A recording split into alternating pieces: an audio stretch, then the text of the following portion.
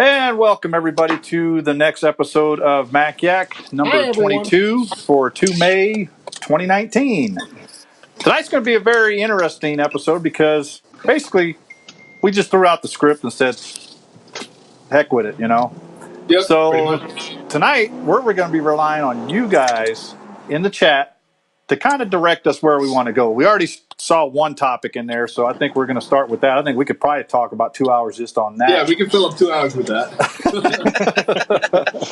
I'll be snoozing. I will be here, but for the first 10 minutes or so, I will be off camera finishing my delicious dinner. Yeah, he's going to be like stuffing his face. Oh, yeah. So we got Rocky, we got Greg, and the other myself and the other Greg. We got Steve, and we got Jay, who's just the big J on the screen right now. Yes, sir. Very fitting. And, well, Mike, he might join in later. He might not. He has a pretty brutal schedule, so. Yep. So have you guys been noticing that FaceTime keeps cutting off the last name letter on? It does on the computer, but it doesn't on my phone. It doesn't on the iPad because I see JV on the iPad here, but it says J over there on the. Yeah, it cuts mine off anytime he gets bigger. Yeah, funny. Weird because it doesn't do it on my iPad. Well, there you go. iOS is the future. Let's all sell our Macs and just face the fact now. Yeah, well, over my dead body. I think that's what they're trying to go to now. Anyways, is basically the ARM architecture. Anyways, which is basically going to be shoving iOS in a Mac. Hey, you know what? They could shove it in a watch and then actually make it a full phone, so I don't have to have the iPhone along with it. I'll be happy. Well, you can buy that somewhere else too. You can buy that Nubia phone then. But you can't do phone calls on it. It has to sync to a phone. I know. It's not a true. Well, the Apple Watch, technically, I think the fourth or the third edition or whatever, the one that started with the cellular can be separate from the phone. Oh, I might have you to didn't know that then. No, but you have to. You can't just, from what I remember, you can't just buy the cell service for the watch. Yeah, you have to have it. Yeah, you pay an extra fee to for that connectivity, but it's the same mobile number as it's basically it's using the same carrier and everything, the same mobile number, but you don't need the phone anywhere near you to use the Apple Watch. See that I can do. I could do that because that makes sense. Then I can make a call from my cell phone or from my watch, and I wouldn't have to carry my cell phone all the time because I could just carry. I would like to have an Apple Watch on each wrist and a phone in my pocket, and have a different number for all of them. Start war dialing. Yeah, that would be very confusing. So, anyways, talk about Apple Watch. Well, that's the third edition Apple Watch, by the way, Rocky. So anything the third edition up does the cellular service. That's the one that has the cellular model. Get the model with cellular. With the red dot. Look into that. It has the little red dot on the little, what you call it here, the crown, the digital crown. Oh, okay. Yeah, that red dot is worth $400. Not. That's why I still have. This is the original watch that came out. I still have it. It still works fine. I don't even have one. I'm not looking to get wrist cams around age 40, so I'm good with no watch. Regular cut off your hand and put it on the other one. What's the difference? Put some tape over the top. Before you get your host on, Greg, because I heard you, I want to know what you and the other Greg have been up to in Xserve World this week, because you guys have been bitching up a storm in the chat, and I want to know where it stands. Well, right now, I came across a pretty good deal where I got 2 Xserves and a RAID full of 750 gigabyte discs. So that's about, what did we figure up? Almost 10.5 terabytes of disk storage. Plus the 2 Xserves. One was a 2.1 Xserve. The other one was a 3.1 Xserve. I've been having issues with the 2.1 getting it to accept an operating system. It keeps kernel panicking on me, all kind of stuff. That's a dual processor one. The 3.1 is a single processor one, but it does have 8 cores on it. It has 4 cores, but it's 8 threads. Right. I do have it running both 10.6 server and 10.11 El Cap. Runs both just fine, no problems at all. In fact, I was running SETI at home on it today with no problems at all. I mean, the fans barely ramp up on it. It does still sound like a jet engine, even when the fans are at the minimum speed. But that's because it's running these little small 1-inch or 2-inch fans that have to go at higher RPMs just to push air out. Yeah. But it's working fine. I mean, I have it turned off right now because of the broadcast. I didn't want it to be like, blaring us out right now. So it is turned off right now. What about you there, Greg? Well, what was it? 2 weeks ago, I got a pretty darn good deal. I found this charity-based, I guess, place on eBay that had a got it right here. Oh, a tray load G4 Xserve, as we can see here. It's always hard to hold this thing while sitting down. That's why I'm not getting mine and picking it up because it's so heavy. If you drop that on your foot right now, I'm sorry, but I would laugh until I die. Well, it's I would choke on my foot for sure. If I drop it, I'm going to have a lot more problems than that. Well, he's going to have a big old hole in the floor if he drops it. Yeah, too. Well, anyway, here's the tray load Xserve G4. They made this like a year, if that. Can you hold it up a little higher? I can't see it. Let's bench press that. Come on. Yeah, can you just hold it there? Bench press it. Yeah, bench press it. Anyway, so I got this thing from a place on eBay. It's a dual 1 gigahertz, most powerful first generation you could get. Back in the day, these things were known model-wise. The model number was called RACMAC. So this is a 1,1 RACMAC. GT's got 2 Xserves, the model numbers. All the PowerPC versions were called RACMACs. So this is a 1,1 RACMAC. And I'm in the process of turning it into a hybrid server, maybe, and a gaming machine. Make the world's strangest, flat, loud gaming machine. Yeah, and he will not be on Discord or Ventrilo while he's playing. Yeah. And this was the model, right? The very first model was the model that didn't have any fan control whatsoever, sensor-based. So all the fans run at max 24/7. Oh my God. Well, it wasn't meant to be in a room that you needed to be quiet. It was meant to be in a server room. It's meant to be in a temperature-controlled server room. Exactly. The slot load G4s had temperature-controlled fans, and they were a lot quieter from what I hear. Yeah, they are. Things still, from what I hear, a lot quieter than a Intel when they're at max fans. Well, probably, yeah, but the Intel ones don't need to run max fans, see? Well, the difference is they're both, I would say they're equally loud, but because the G4 has such large fans, when it's loud, it's this low droning. Yeah. And when the Intel gets loud, it's this high screeching. Oh, it's a high screech. It sounds like it's equally annoying. You know what's funny is when people sit there and say the G5 sound like jet engines, I'm like, no, the G5 is actually quiet, but the Xserve, when you ramp up the fans to max, I mean, they go to about 5,000 RPMs, okay, is what the max fans control says. Oh, and I did it once just to see how loud it was going to get. Oh, my God. And then the thing's pushing so much air out. I mean, you could make it into a personal fan if you wanted it to, because it's pushing so much air. So what you're saying is instead of buying heaters, we should all buy Xserves. Yeah. Then you're killing 2 birds with 1 stone. No, because it's pushing cold air. Well, yeah, but if you do a lot of computing, it'll actually push hot air eventually.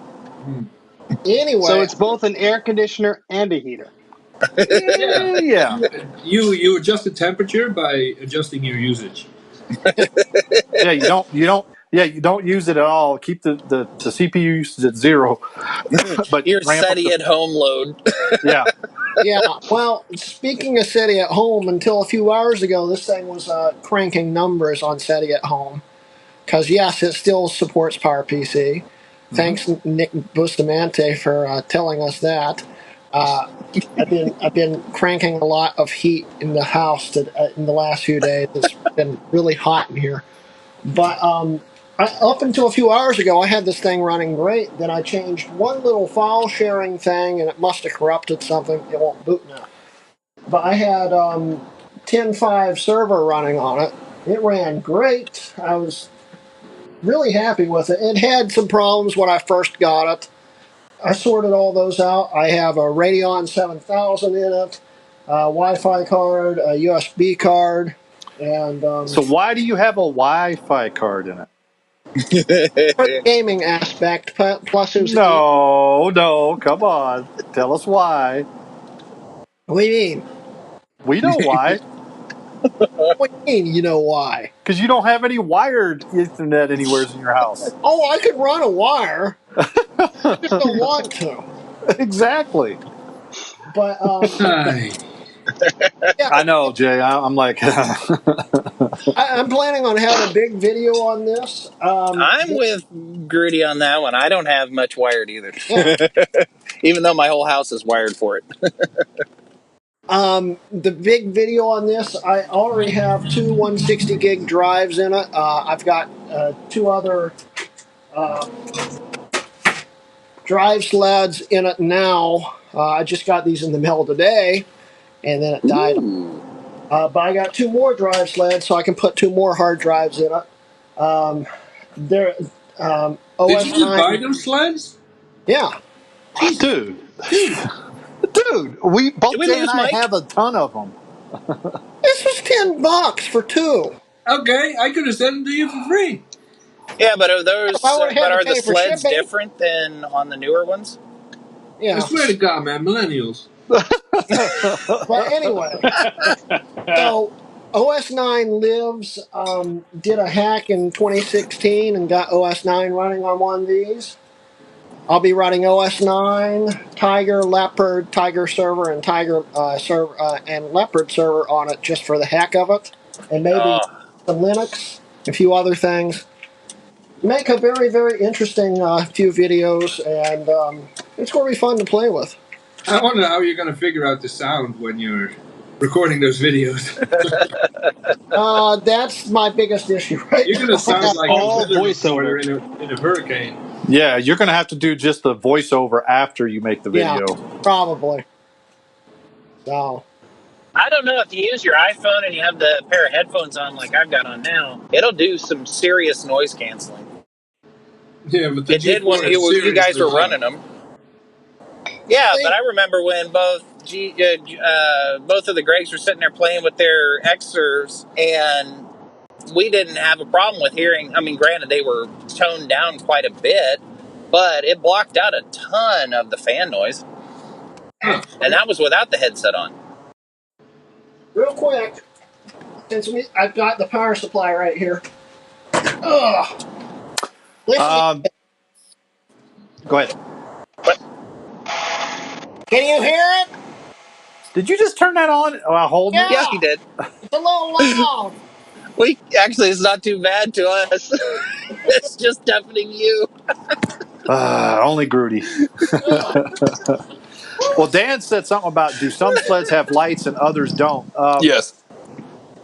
All the ones I have for both my Xserve and the Raid have lights on them. Yeah, The only sleds that don't are the blank spacers that they just put in there for to make it look pretty because that's so important to Apple. Yeah. Yeah. I don't have any blank spacers. All mine are real sleds, so. Yeah. Mine are now. And you have a mix of green, amber, and red lights, don't you, Greg? Who, me? Yeah. No, actually, mine are all the same, actually. They're both the green and the blue lights on them. Well, I thought you had a bunch that failed. No, they fail, but then they don't show up anything except when I pull up the the RAID monitoring app, Okay. then it shows that that it says that particular drive, like drive 5 failed or drive 7 failed or whatever. Yeah, and then it should turn red. I don't know if it did or not. It might have been red, but it's the same light that's actually green or red. It's the same one. So it's got a multicolored LED, I guess, on one, but the blue ones, I believe, stay on constantly when the drive is actually in the RAID and turned on. It should be green lights if the drive passes, and it should always be green. And the blue light is activity.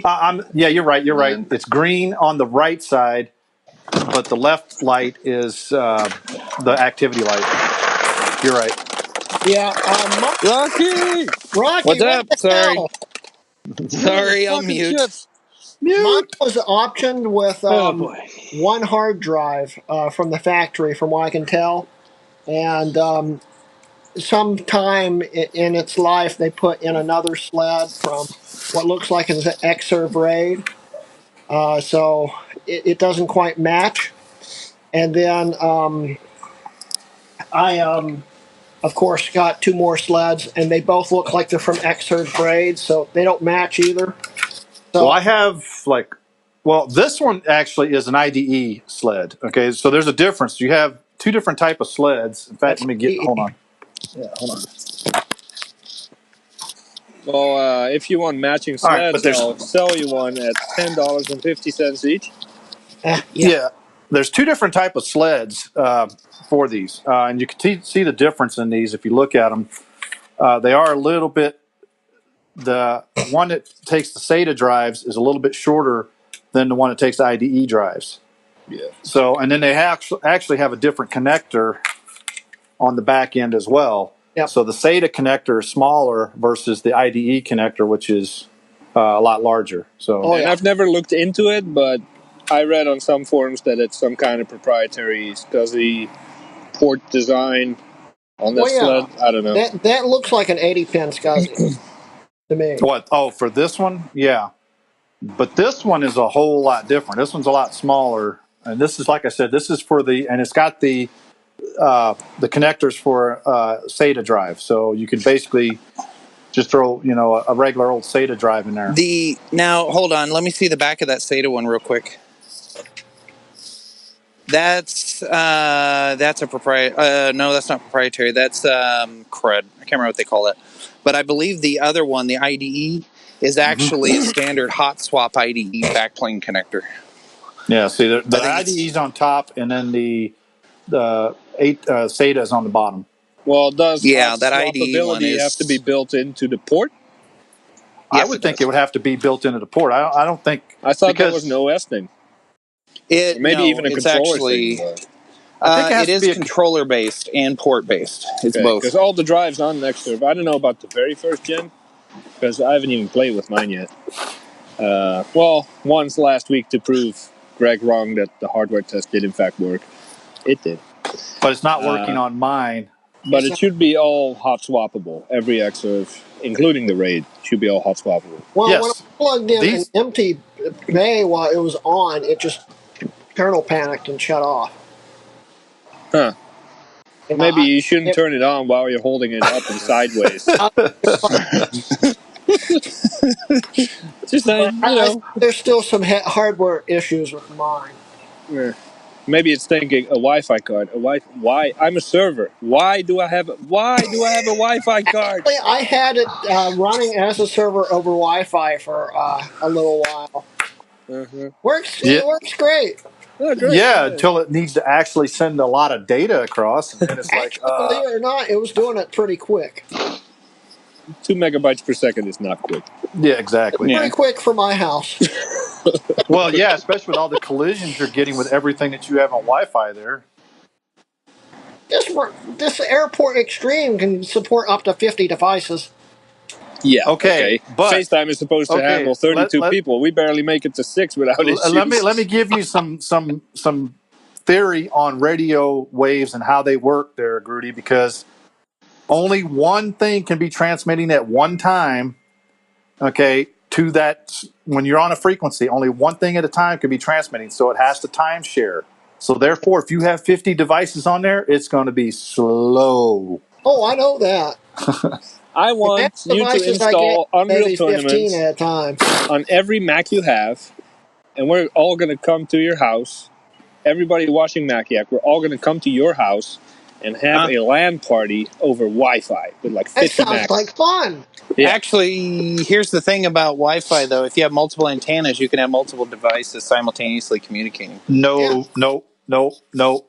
Yes, you can. No. It's not You're Not on talking the to same somebody who frequency. tested this. Not on the same frequency. I'm Yeah, sorry, with- but you With cannot the change. newer, You with the cannot newer change ones, the do it. laws of physics. Yes, if it's different frequencies, you can.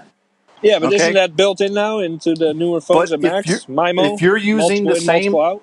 but if you're using the same frequency, you cannot. That's the law of radio. That you True, just I can't agree with change you that. there. You can't That's why change the they law of use physics. minor Radio? frequencies. They use channels within a frequency, and I'm not just talking about the normal 11 channels. Mhm. There's also little channels in between there, and they modulate it. But then that's slowing down your frequency because then you're cutting the bandwidth down. You're still slowing down no matter what. I see what you're saying, but trust me, if you look it up, actually modern Wi-Fi can handle it. But you have to have multiple antennas, and it's got to be dual band and all I this. agree with that, Rock. But here's the problem with the multiple antenna thing. Unless you have something to separate the frequencies really good in there, like a built-in duplexer or diplexer or whatever you want to call it, it's not going to be very efficient. I can't disagree on the cheaper ones, but the higher end ones, they can handle it. Well, even those, I would highly debate that. I'm sure that if you take Steve's favorite brand, for example, D-Link, and you put that next to an AirPort Extreme, I'm sure the AirPort Extreme will outperform it. But if you put that AirPort Extreme next to a Cisco Meraki or a Ubiquiti or any of the good stuff, it's going to fall apart quick. Yeah, Noah was saying one at a time per radio, right? So 2 radios equal 2 devices. Well, the problem is, okay, most wireless devices, like my AirPort Extreme right here, has 2 different frequency bands. You have 5 gigahertz and 2.4 gigahertz. Okay, those are 2 separate radios in there. Therefore, if you're transmitting using a device on 2.4 gigahertz and another device on 5 gigahertz, they're not going to interfere with each other because they're on separate frequencies, complete frequency bands. Right. Okay. However, okay, you have, I think it's 11 channels on 2.4 gigahertz, and I want to say 6 or 7 on 5 gigahertz. I can't remember. And that also depends upon the country too, because different countries have different channel limits. Mm-hmm. Exactly. Yeah, we got screwed in America. We got 3 more channels in Europe. Yeah. But okay, if you ever look at a spectrum on a Wi-Fi router, like I have an app that does that, and I can see the spectrum and stuff. If you ever look at the spectrum of a 2.4 gigahertz signal, you'll see that it covers almost 5 channels at once, okay? Just the bandwidth of it. So let's say you're on channel 6. You're actually going from channel 4 to channel 8 on that frequency right there. So you're basically covering 4 different channels up.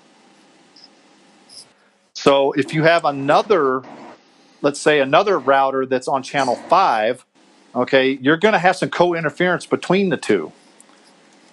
Yes. Because, okay, they are actually sharing certain parts of the frequency and they're going to interfere with each other, and then they're not going to be as efficient.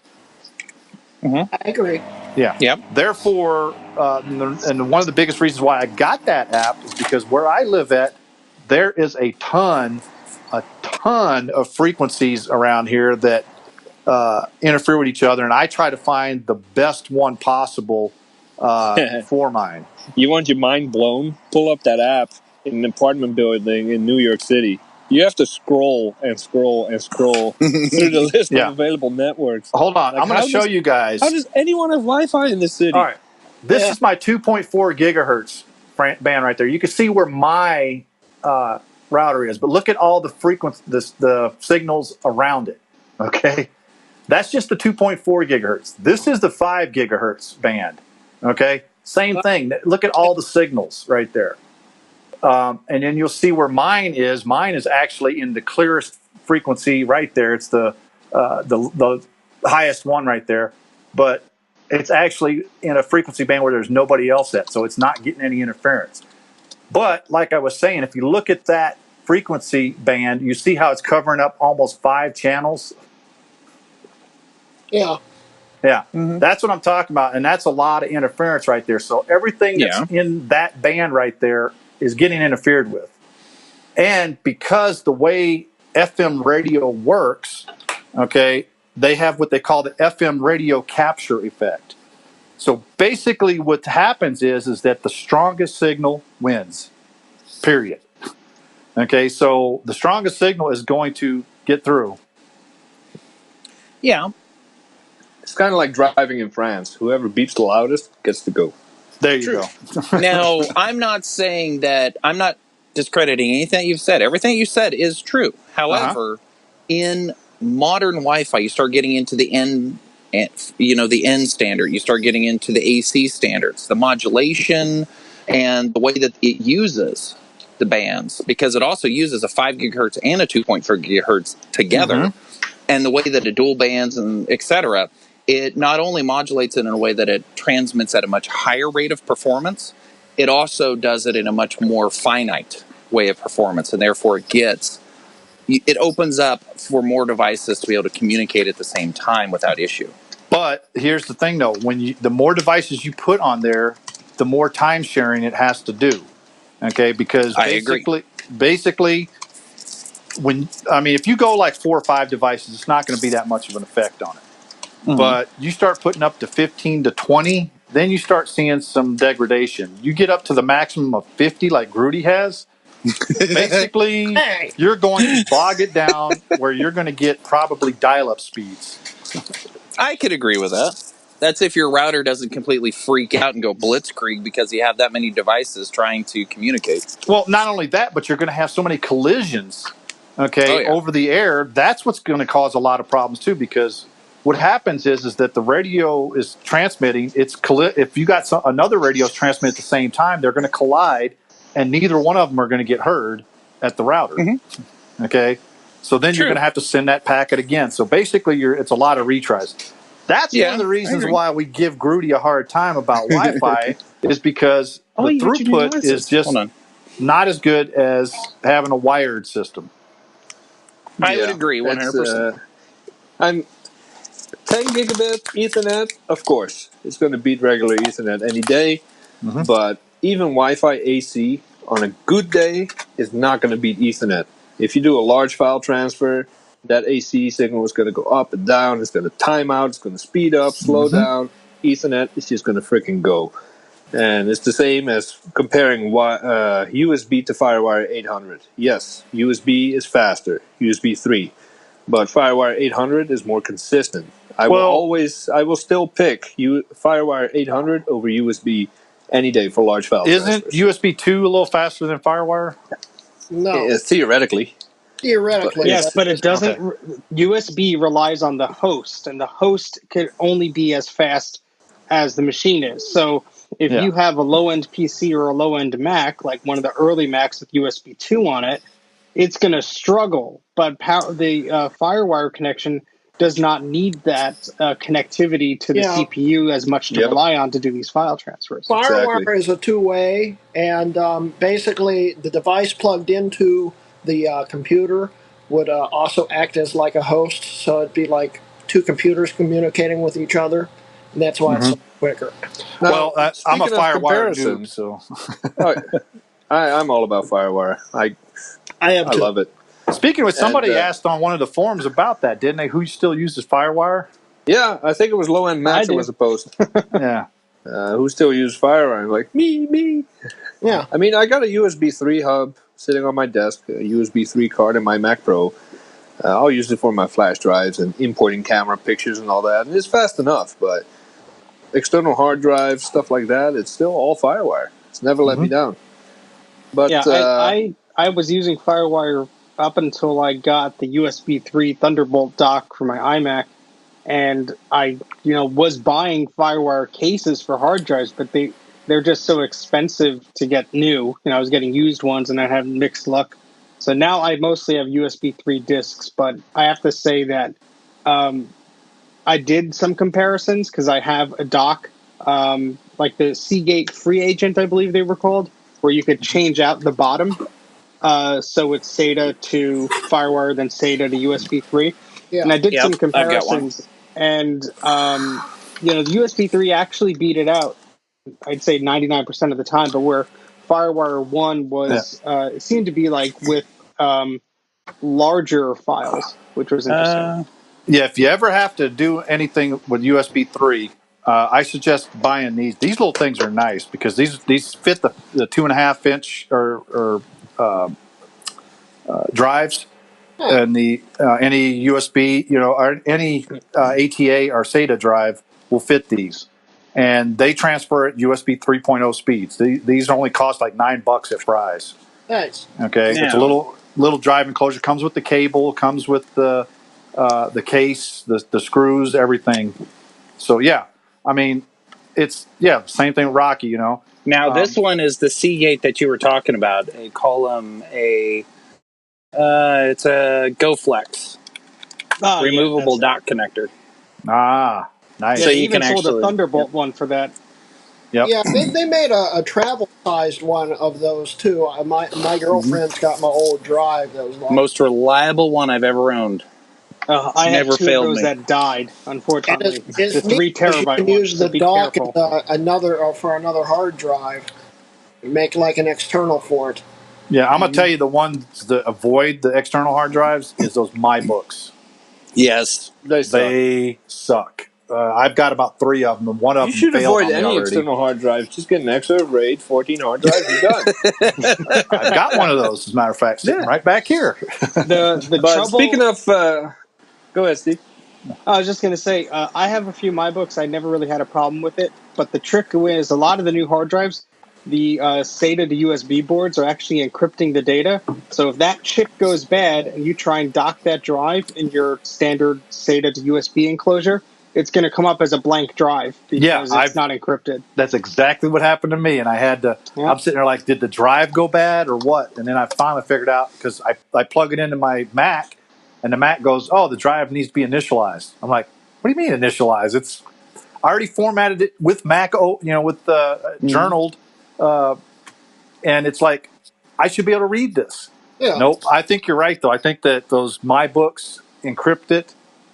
Oh, they definitely do. It says it right on the box. Yeah, and my books also had problems with the USB ports just snapping off on the board.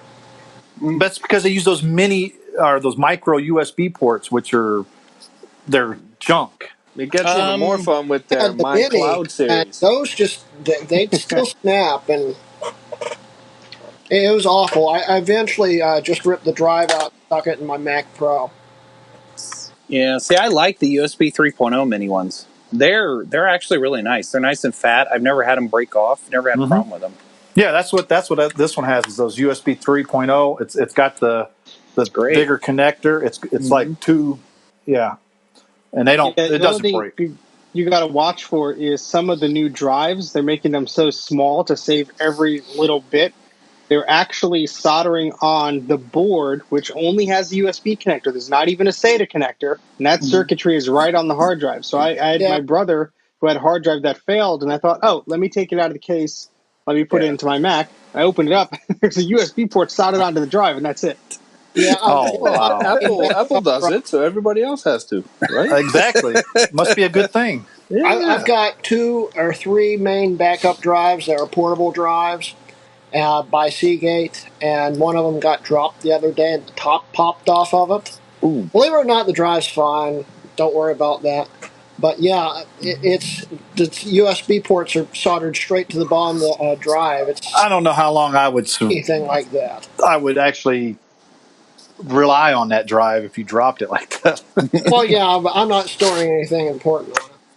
Now I have to be honest. If I were to go with because I have not purchased a smaller USB external drive in a long time. I purchased the 5 terabytes, the 3 terabytes, the bigger ones. Yeah. These little ones, I never buy. I always buy the enclosure and throw one of my 10,000 spare hard drives in it. If I were to buy, a smaller external, to be quite honest, I would get a Samsung or SanDisk external SSD. You drop it, you ain't got to worry about it. Yep. I agree. Now, I want to continue comparing stuff because I like comparisons. And correct me if I'm wrong, but I had this discussion a few days ago on one of the Facebook groups. And it's like, oh, no, the Mac Pro sucks. All the new Macs have Thunderbolt, especially Thunderbolt 3. Better is faster, Steve Jobs, all that. So, he licked it.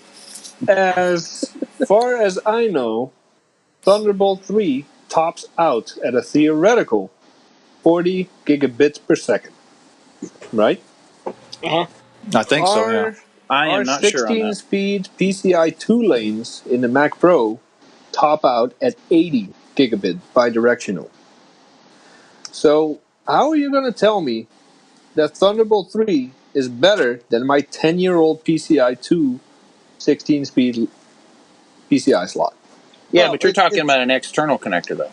Yeah, you're talking about a connector that's made for external use, not something for internal use. And a daisy chain, but like that's where Firewire. Apple is going, especially since the new Mac Mini. It's all about eGPU, eGPU this, eGPU that. You're not going to tell me that I think an eGPU is going to have better bandwidth than if I stick it in my Mac Pro. Well, I would agree with you. Think of it this way: does the GPU actually take up that entire bandwidth, whether it's in an enclosure or whether it's inside of the machine? That depends on the GPU. If it does take up that entire bandwidth, is it actually using all of it? That I'd be very curious to know. I'm not saying depends on how you use it. If you're using it for calculations, no. If you're using it to drive 8 displays and you're doing hardcore video rendering, it could come close. If you're using the raw computational power to, for example, today's World Password Day, you install Hashcat and you let it loose on a hashed list of passwords that you're going to crack with your GPU. No. Because that's all computational. But if that is, let's say not a single device can currently max out this lane, 80 gigabit, then the whole argument of Thunderbolt is better goes out the window. To discredit the Mac Pro, that is. Yeah, I think that it's certainly more convenient for people who have a laptop or a Mac Mini or something that would never have that capability to drive an external card unless it was for a port like this. I'd say it's super convenient, just like the first Thunderbolt was. But yeah, if you're going to compare, a port that was designed for external use with a card slot that is, built right onto the motherboard, I think as long as, you're using a similar application from one to the other, I would expect the internal to be faster. But see, here's the question I have then. Why can't you get Thunderbolt to work on a Mac Pro 5,1? I can tell you why directly. Yes, exactly. Because it is a direct CPU connection. There's actually exploits for that because of it. I mean, now you can circumvent it. I think there's 1 or 2 Thunderbolt cards. You have to boot in Windows first to do the handshake, then you boot in Mac, and it works. Limited. You don't have USB 3.1 functionality, but you can drive, as far as I know, displays, external hard drives, audio interfaces, all that. Not displays, though, I don't think. I don't think displays count in that because that's required support by the GPU, though. No, I think it still supports it as long as the GPU supports it. So the GPU would have to route it? There are GPUs on the market that support it. Okay. Yeah. I have no... 10 years from now, who knows? But right now, I have no need or desire to install Windows on my Mac to enable Thunderbolt. Oh, that's a good point.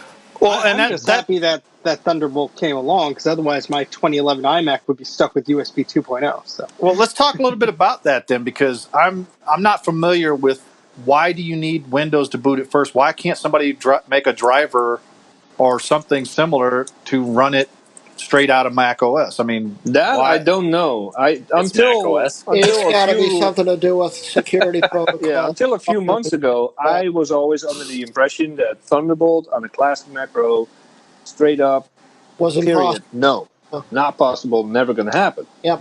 And then suddenly these people come out with like, okay, you install this specific card, boot in Windows, then you reboot into Mac, and until you power off your Mac, you have Thunderbolt. I said, what? I thought the CPU didn't support it. Yeah, So, well, I don't know. It's because we originally thought that it was limited to the chipset. If the chipset didn't support it, you couldn't run Thunderbolt. And that's apparently not the case. Which is interesting that they got it to work because supposedly Thunderbolt is supposed to go directly across those PCI lanes to the CPU. Yeah. Man, that's why I love the communities that we're in, man. There's they figure ways to. Yeah, I'm definitely not the smartest one out there, but there are people that are a lot smarter than me figuring this crap out, and it's going to keep our machines around forever. Yep. Now, I do want to make one statement about GPUs onboard or external. Here comes the NVIDIA plug. No, it's not the NVIDIA plug. It's the reality plug. If you're going to run 4K displays, you're going to be gaming, you're going to be pushing that GPU to its limits, you're going to be utilizing 6 and 8 gigabytes of video memory, you will exceed the capability of a PCI Express 2.0 slot. You will have to have a 3.0 slot to run it. Depends on what you want to run the game in. Because, for instance, I run iRacing. But that's why I just said 4K. I understand that. I run iRacing, but I run it at 1080p. Only because it runs the graphics card a little bit cooler. And I don't need to have 4K graphics on there because, to be honest with you, my eyes, the way they are, I can't tell the difference between 1080 and 4K sometimes, especially when I'm gaming. I agree, but I'm just making that statement. There is actually video cards and graphic scenarios that do easily exceed PCI Express 2.0 that these Macs can handle. From that standpoint, that fancy new 5K iMac with Thunderbolt 3 is going to be screwed twice as fast as a Mac Pro would, bandwidth-wise. Yes, easily. Yeah. So I still don't see... I know, of course, versatility-wise, Thunderbolt is going to win. You can plug in anything, and there's a lot of PCI cards that can do similar features and have similar ports and all that stuff. But I get it; it's useful, especially in a laptop. But if you're doing heavy 3D rendering, graphics related stuff, gaming, maybe even VR development, all that stuff, I would argue that you're still better off with a decade-old Mac Pro than you are with the latest and greatest iMac. I'd agree. Yeah, because you can actually pick and choose your graphics card. Whereas, for instance, the iMac that I'm broadcasting this off of now, I'm stuck with the graphics I have on here because it's built into the board. There's no way I can upgrade. No way I can. Sucker. Yeah, I know. But that's probably, and I hate to say this, but I think that's probably the way that the new Mac Pros are going to be. They're supposed to be modular. That's modular that's rumors. And the power cord is separate. Yeah, and that's another thing I hate about the Mac community, not the Mac community, but the Apple community itself is so many rumors are out there, and then over 75% of them are like they come out to be untrue. So the modular thing has been a rumor, any rumor mill, but has Apple confirmed anything yet? No, they're not going to confirm. Exactly. But Apple is also extremely a wish. proud. It's a wish, though, that they want it to be modular. Look at the trash can. Okay, it's not modular at all. It's a piece of garbage. That's why it's called a garbage can. Yeah. But to be honest with you, they put all their money on Thunderbolt years too soon because it has 6 Thunderbolt ports. Yeah. Oh yeah. But what do you have out there that's Thunderbolt capable? Yeah. The Thunderbolt 1 to 2, like that Thunderbolt 2 port came out very quickly after the first Thunderbolt integration. And I think that Thunderbolt is sort of like a blessing and a curse. It's a blessing for older machines which without a Thunderbolt port, you couldn't have USB 3 or you couldn't have an external GPU and this stuff.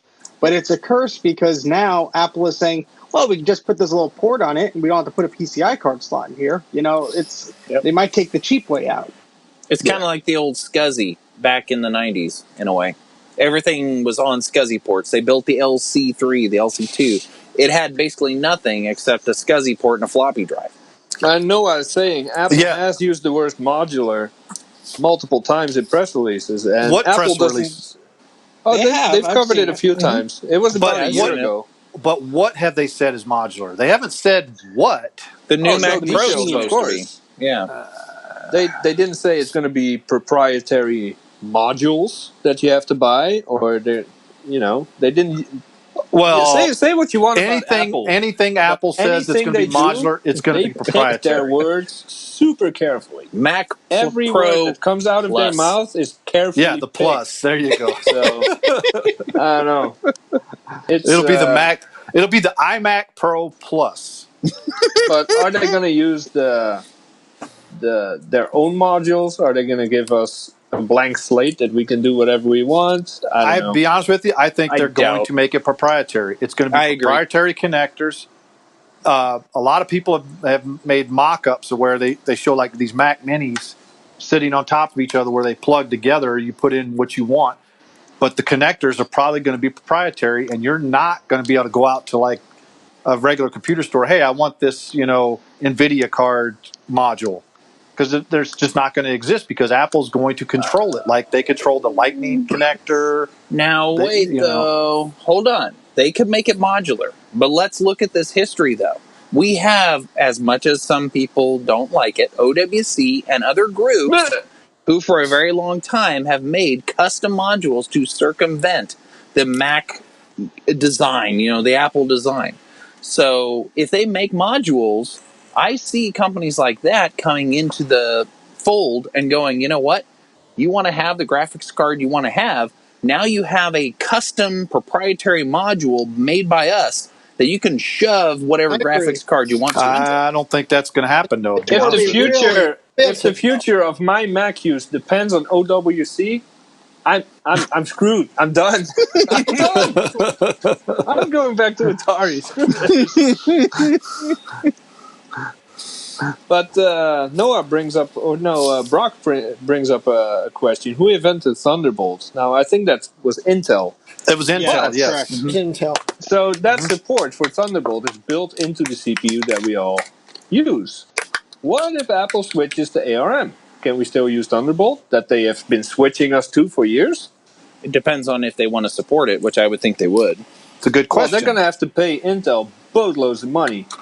But if you look at it, they're using the USB-C port, which is basically just the type of port it is, and they're shoving all that data through that same port. I mean, was USB 3 made open source, or was it Thunderbolt? I think one of these protocols went open source. USB is open. Thunderbolt is proprietary to Intel. And Apple even has their own proprietary variant of the Thunderbolt. But you can do if it has the USB connector, it's still the Thunderbolt protocol. Exactly. It's basically because, like, for instance, on my MacBook Pro, you have two USB-C ports on it, but they have Thunderbolt 3, USB. You could put video, HDMI video through. I mean, there's all kinds of different things that you could, shove through that one little port. So it's the Vaseline port. Exactly. It'll fit in. I like that. Exactly. But it's the problem is that, like you said, though, is if they go to ARM, is it still going to work? They would have to specifically build it into their own processor, and if they don't, it would mean they're just going to pile it up. Say, hey, Apple people, thank you for all your money in the last few decades. Guess what? We're you got to buy all this new stuff in a few different ways. First, modules have to be bought from us for your brand new Mac Pro. The Thunderbolt that we've been shoving down your throats for the last 7 years, it's gone. We can't really do that anymore. Sorry about that. They're just going to keep piling it on. And there's another thing that's coming soon. I forgot what it was. But that wouldn't be change. But that wouldn't be outside Apple to do that. Think about when they discontinued the FireWire or swapped it for a newer variant of FireWire and changed the port and screwed everybody over and said, no, you got to have a whole different port now to make it work. It's same thing with outside Apple.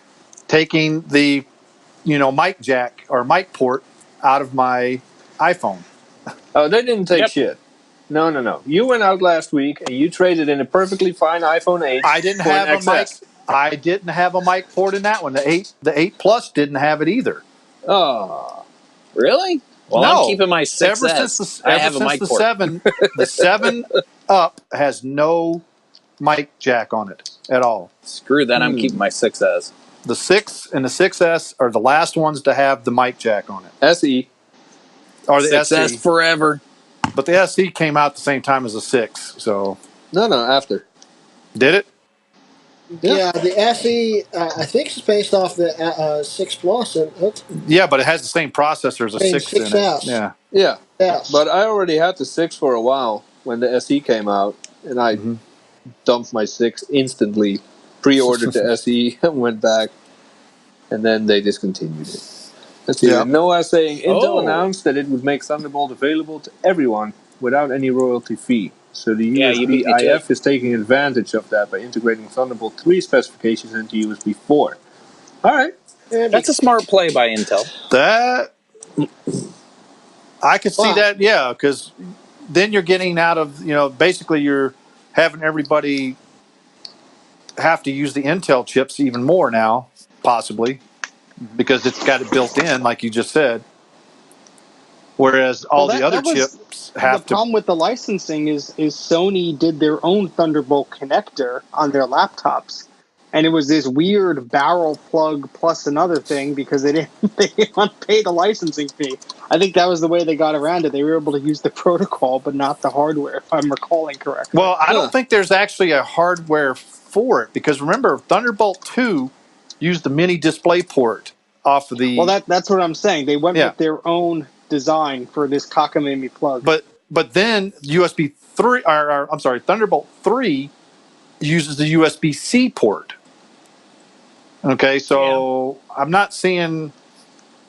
Because it's thinner, and you can shove it in a freaking laptop. Yeah. Yep. And not have to put other ports on there that are convenient to pro users. Heaven forbid. Well, here's the thing, though. Is you could we can't have any of that. You could put a USB-A port onto these MacBooks easy. They're thick enough to actually have a USB-A port. But it's such an old standard. Why do we want to keep that even though it works? Because you have of devices so many USB-A cords and devices out there. Exactly. Yeah. They go through all this trouble been to make a port that fits into this piece of crap, and then they only give you one. Is that a USB-C? Because I can barely see it. That's the USB-C. Yeah. I have 2 on mine, so luckily. It's like USB. That must be a MacBook, one break should have right? one. Yeah, that's just the Mac. Yeah. Yeah. It's like USB-A might have been around since, 1996? It's still, I think so. I think you're right. Remember the G3 was the first commercial computer to actually have USB on it. Well, no, it was not there the were first people commercial out there back in the day. In fact, Windows 95, the last version of it had USB support. It had support, but you had to go and buy cards specifically with USB ports on it. The Mac, the G3 was the first one to actually have it built into my it. My grade school had IBM machines from, I want to say, late 98, maybe, it should have been early 90. Early 98 because they were Pentium 2s. Yeah, they had them in the back. USB. Yeah, well, but they Pentium 1s had USB as well. But they had them... Certain ones later on, though. But they had them on a card, an external card. They weren't built into the motherboard. The one I used until later on. Until later on, Rocky. That's what I'm saying. P2 was built in. P1 was later on in its series and generation. Yeah. Yeah, because they were making Pentium 2s 97, 98. And my school had gateway machines that were of that era. What's with all the cursing on that? Come on. And they had one USB port, just one, soldered right onto the board. Yeah.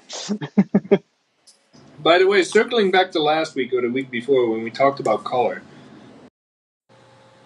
this does not look like gold. It looks like someone peed on my MacBook. I still like it. Come on, you would pick that over Space Gray. Yes, No. I would. Had space gray on my first 6S, but I ended up with gold because, well, my girlfriend got it for me. I actually like the gold. I don't know why, but I like it. I can't Doesn't help matter. it. You're going to cover up the case anyway. I don't cover mine with a case. There, So- see, you get this. Yeah, just a different color. I'll just a acknowledge wrap. you like blue. It's a wrap. That's all it is. It just If it protects ain't purple, I don't want it. It's not a snap-on case, like we were talking about before about the dirty, the disgusting junk that gets in the underneath the case and everything. Now, but my grandma, I did buy her a snap-on case for her. She's using a 2009. Oh, you trying to MacBook kill your Pro. grandma then with all the germs and everything growing in there? No. She never moves the computer. It's all good. Trust me. I figured it out. I clean it out every time I go up. It's all good. I do. You're talking to the one who uses Clorox wipes on everything, so yeah, okay. But anyways, I mean this iPhone, I like the white ones, okay? But this is the silver. I like the black ones. Yeah. Well, the fronts on the new ones are black now, so you can't really tell the difference anymore. I like my phone. It's very convenient. What? Seriously? No. That's not a phone. This is a phone. This is a phone right here. Nice. There you go. That's old school. Yeah. I like that. I miss my flip phone. I have a one of those PDAs around here somewhere. I miss my original iPhone. That's what I miss. Yeah, but those are so old and outdated. I know. Oh, like this isn't? Yeah, but it just worked. Unlike the modern phones that I have to reboot before the Mac Yak broadcast because it's having a problem today. You meaning one of these? Oh, nice, Jay. I can take all photos using here. this, and we always there you go. You got Gen 1. Is so useless. Yeah. Whoops, that's an iPod. Sorry. Well, I have it on this, but I don't have it on my iPad. There we go. I can even take photos. Nice. Take photo of the shirt. iPhone OS 1 on it. Oh, Ooh, you fancy. lucky bastard. Yeah. Yeah, well, I'm no background. No. If you have iOS 1 on there, you don't even have the App Store, do you? No. Nope. I didn't I had exist back then. to jailbreak it just to get one on it. It had 3.1.3 on it when I got it. That's still pretty old. I think mine's got 5. I can boot it up and find out. But this is a weird little one. It's a Sony Clie Palm branded device. It has a camera on the back. It's pretty neat. Hey, it's a Palm. That's okay, pretty darn Brock. fancy. Brock has a question for us. This Go was ahead. the original battery. Nice and puffy. He wants to PC know. company? He's asking us what PC company was in talks with Apple wasn't it? to use Mac OS. Oh, that was Sony. Yeah, Steve Jobs actually had a meeting with PC. Huh, I didn't know that. It was Yeah, Sony they wanted and then to license Compaq almost had a deal also. Yeah, they wanted to license it with their VAIO. Yep. Yeah, That makes Steve sense. Jobs That's said also that was why the the only VAIOs, machine some he of would them let. look a lot like Macs. Yeah. Yeah. Well, Steve there's Jobs a like lot of them nowadays that kind of look like Macs, and you're like, The VAIOs Please, are Sony, extremely please. proprietary. Please, use this, please. Steve speaks from the grave. Please. Hold on, that just USB, made that iPhone worth a lot more now. please. Yeah. You licked it. Okay, since Steve was on our Mac Yak, we should get like tons of viewers now, right? Yeah, there Yeah, we there go. you The ghost go. of Steve Jobs. Hey guys, what's going on? Hey, Brock answered. It's correct. Sony. Very nice. Very nice. We should call that Stump the Not So Much Experts. Well, remember our first episode was labeled that as, basically not so expert geeks or something like that. I forget Yeah. what it was. Something like that. I remember Even though at least 2 of us hold Apple certification, but yeah. Well, guys, we've already gone through an hour, so we're doing pretty good, Oh, actually. what? It's 9 o'clock. Damn, look Hey, Yeah, you it's not only bad look like for a us giraffe. winging it. I mean, we could find stuff to talk about. That's the easy part about this. Is heck yeah. It's just I trying look to at find my desk and there's a bunch of crap to talk about. Trying to find some of these guys. Graph on the camera. Trying to find some of these guys to actually give us topics now that we're talking to That's right a different now. story, right? Hey, Yeah. I've been busy. I'm sorry. I Yeah, will admit topics that. would be nice, guys. Yeah, you're the major offender there, Grudy. Oh, wait. Should I pull up a Mount Olympus? Shall we see who the title holder is Well, this week? we actually. I'd have to find it, though. Yeah, I have the background for that. I was gonna. That stuff, so. Yeah, I was I'm gonna going to actually have to tally the numbers, though, because I haven't done it this week. I like that. J. Raff. And, J. and Raff. Discord quit unexpectedly. Great. Thanks, macOS. It's probably not Just have macOS. Remember, Discord Steve Jobs is a. fill in for me for a while. I'm in macOS at the moment. I just want that noted. I did show it to you notice if you that want. Grudy was running SETI at home on a Windows 10 machine. What's up with that? Huh? I saw you were running it on a Windows 10 machine. Silence says more. It's on my school computer. Oh, so he's running at school. Yeah. It's cheating. The rest of them are Macs. Yeah, Jay, that doesn't look like you. This is as close as I could get it. You know, I haven't even set mine up yet. My wife was telling me, you need to I set used this, and I set this up the very first day I got the phone. I never use it. I know you That's don't. why I started using it now, because I wanted to ask everybody watching who actually uses this Memoji garbage. Because I never do, You're using it now, so you can't say you never do. because I brought up the topic. Though every once in a blue moon, you do pull out the alien just for kicks and giggles, and it's hilarious. This is the first time I'm seeing it. The That's aliens because are Steve's favorite. never on. Sorry, joking. No. I'm busy reading documents. That and the dinosaur. I like the warthog. They say all men are pigs. This is our new channel's direction. And remember, your wife is watching there too. I know. Hey, that's close to a yak, isn't it? Not really. Oh my god! No, yeah, those freaking horns, does it? I don't know. On its head, maybe. On its head. I don't know. Oh my But, goodness! Brock says he uses it every day. All right. How does he? Why? We got one I'm curious. out of 15 people. I'm just curious. Okay, Brock, I'm curious, at least myself. Why do you use it every day? Are you trying to hide yourself from other people? Are you doing it for fun? I'm curious now. Maybe he's one of these people that's like really paranoid about, Apple and what they see and everything. He's probably one of those guys that puts tape over his. But he's probably one of those guys that puts tape over his camera, Yeah, well, my Don't knock the brother-in-law does it, but piece of shit. I hunt pigs. But I mean, Apple is still going to see it to be able to convert it over to that. I guarantee you that is going straight to Apple servers, being converted, and then No, it's all sent on. It's all using the Jay's a red big on your front panel. S-head. No, I think that's bullshit. I think it's not all your phone doing it. I think Apple gets some of it. I really do. Have you ever seen a pile of shit with a goatee, though? Yes, Jay. We talk to him every day.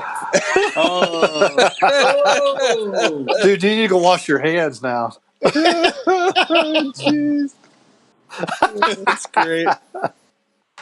So, out of the 15 people currently watching, only one I like Brock's answer. uses it.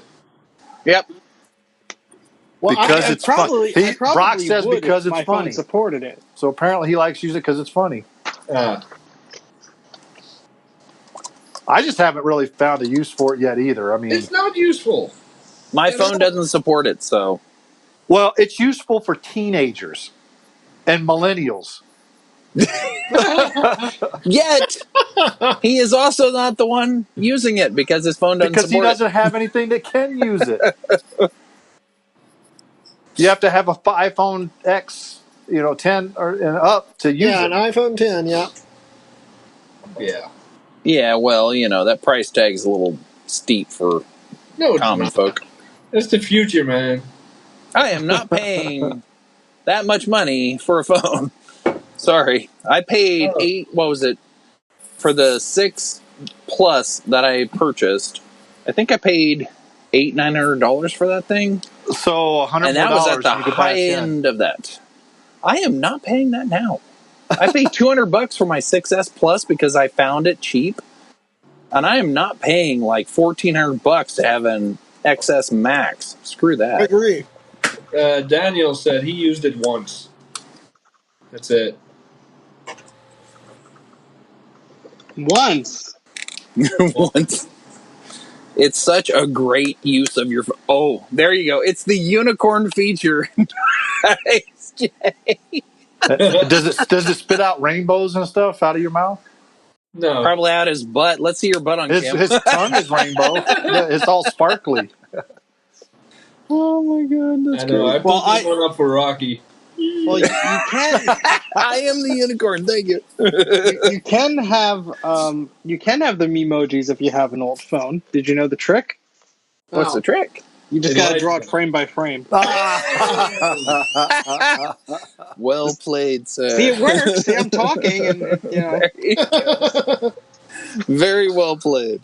Keep in mind, I can only use this when I'm connected to the charger because this kills your battery so fast. It's not even funny. But you know what else is funny about that is that yes, you could use those emojis, but Snapchat and other, I think Facebook Messenger also, you could do the same thing on older hardware. So I don't see why you have to have. It's almost there. There's obviously the extra face dots and all that garbage is making it a little bit more accurate, but it's making the notch relevant pretty much. I use this one once in a while to feel what it's like to have hair again. Not envy. Though the question is, okay, so technically, if it uses up your battery that much more quickly, then that does mean some of the rendering is done on your phone. So if other companies do it and they allow us to use it on older phones, there's probably more centralized cloud rendering. Theoretically. I'm just putting You it would out have there. to have so fast latency to render in real time. I think the biggest problem is the infrared. The infrared dots that they place over your face, Rocky. I think that's what is actually causing the phone to die quicker because it's actually using that versus these other ones just using the camera itself. I don't think infrared takes that much more battery. Well, for it to project camera and to receive it back, the data, you're probably actually using a lot more battery when you're using that feature. Yeah. Okay, so you're talking about a flash, quote unquote, and a camera dedicated to the infrared spectrum, and then another camera for the regular visual spectrum. Yeah. Okay, I can see that. I'll give you that. That's what it has in there. Basically, it's sending out and it's times per second. It's my cousin. I'm Jay. I'm Xer. But I'll give you that. I mean, that's kind of a cool thought to think about. I didn't really think about that much. I mean, the Xbox 360 had the same kind of technology on the original Kinect. So, but it didn't have any infrared stuff. I don't think it used cameras. Did it? Or did it have infrared? Does. Okay. On the original Kinect, it had a bunch infrared. of sensors. Yes, it did. So, but you got to remember that Kinect was also connected to the Xbox, so it was getting its own power from there. So it wasn't like a PC. Well, if you connect it to a PC or an Xbox that doesn't have the proprietary power connector, which reminds me of ADC, then you had to have a power brick for it, a dedicated brick. Now, I wonder. I know that was the 360. Yeah, because that had PowerPC processors in it. Darn right. Best processors ever made. Personal opinion, of course. All right. Yeah. So, guys, do we want to play the Match the Facts again? Oh, boy. I only see a few facts in here, but because y'all been slacking like crazy. We only got like I'm 3 of them. I'm sorry. There's There's not 4. too much interesting about. Y'all put one in. I put one in too. There's 4 in we'll there. skip it until next week, and then we have a nice. All list. right, we'll skip them. What are you talking about? We can throw at least one in per person. I mean, who's bald? There you go. Who has a wig? We could throw that one in there. I'm okay with people answering that. I'm okay with people answering who has 50 computers. No, that'd be 60. Over 60 plus. I'm off. And it's the guy that's like out of the frame right now. I'm jealous. Let's just say that much. Frame. I've got Mac envy. What can I say? I got about 13 excerpts for you if you want. Yeah. Hey, Who there has we go. just about one of every Mac ever made? You know, sadly, Jay, that one looks the most like you. I know. It's not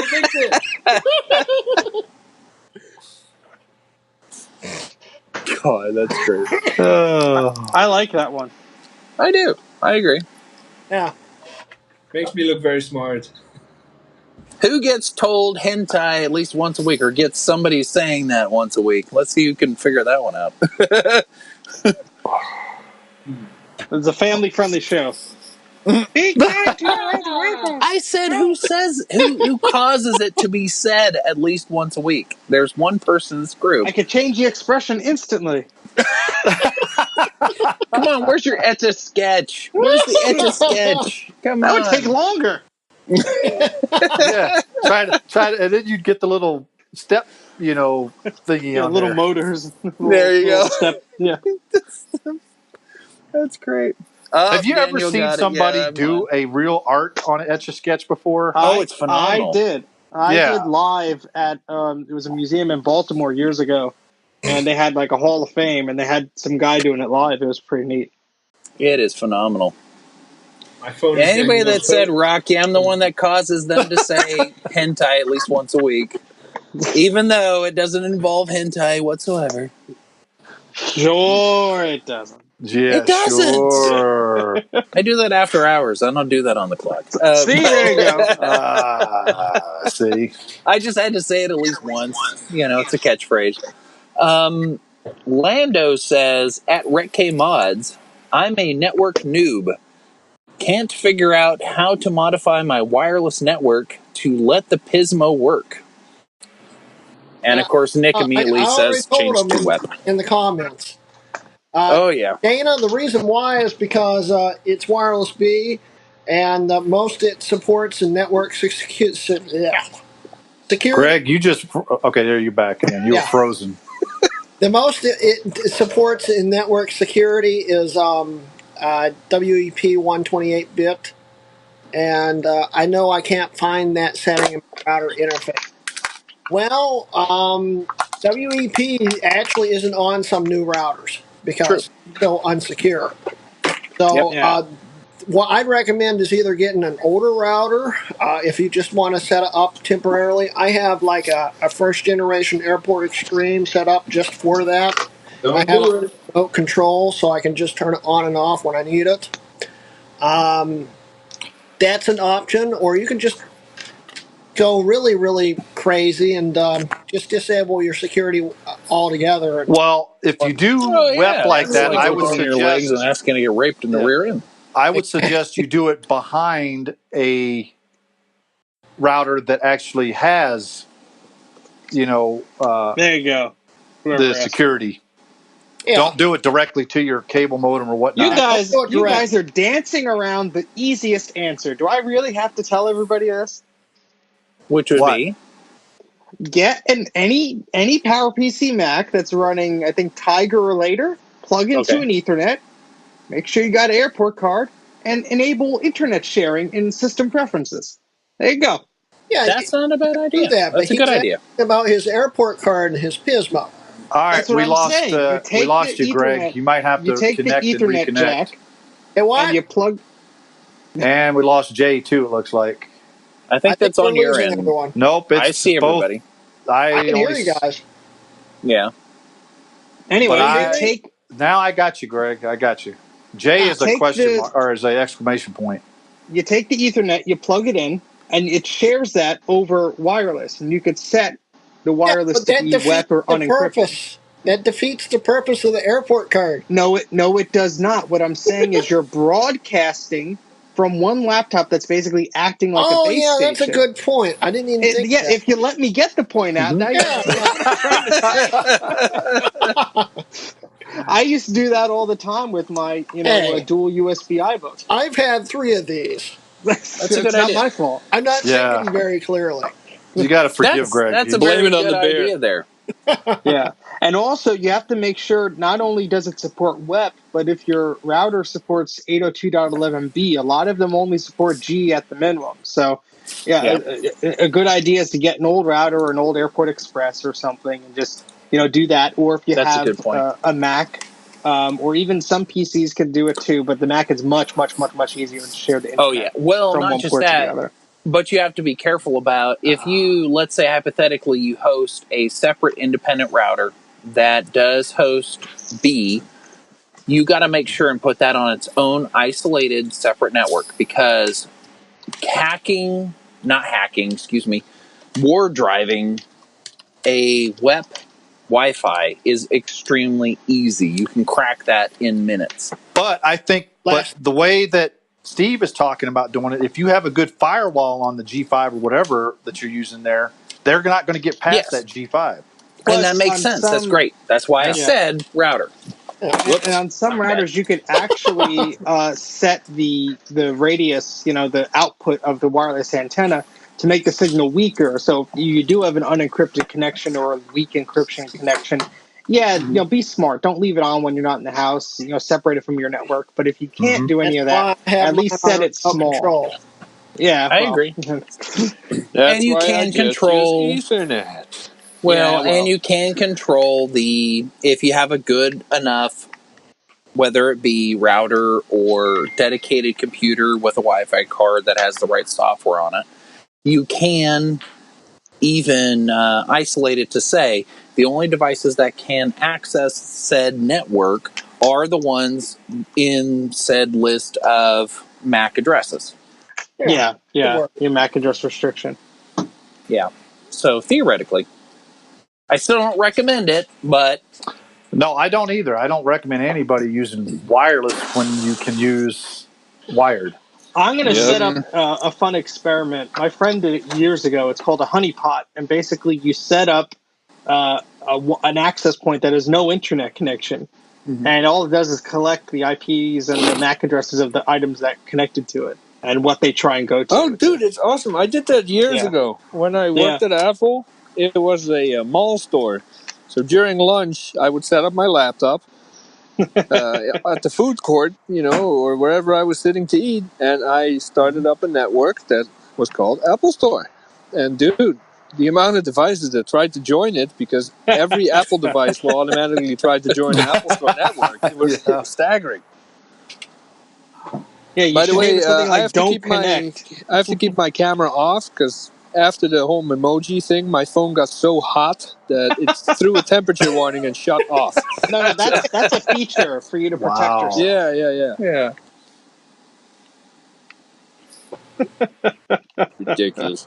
Yep, that's why you don't run that Memoji too long. Now I have a little idea because we were talking about the old Wi-Fi. What was your first Wi-Fi experience? I have an interesting one. But what was your guys' experience using Wi-Fi for the first time? Graphite Airport Extreme. Okay. Mine was actually... Graphites weren't extreme, sir.